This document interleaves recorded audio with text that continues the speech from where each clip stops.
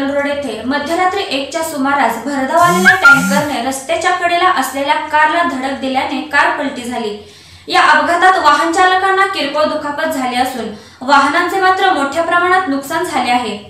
लोणंद फलटण रस्त्यावरील Lonand police station जवळील धोकादायक वळणावर सिमेंटने भरलेला टँकर क्रमांक MH13CU 4160 हा चालक नवनाथ लेंडवे राहणार लेंडवे चिंचोळे याने यादववाडा बेळगाव येथील सिमेंट कंपनीतून पुण्याच्या दिशेने जात असताना लोणंद हद्दीत रस्त्याकडेला उभी असलेल्या कार क्रमांक MH14 FC 3332 या गाडीला जोरदार धडक दिली।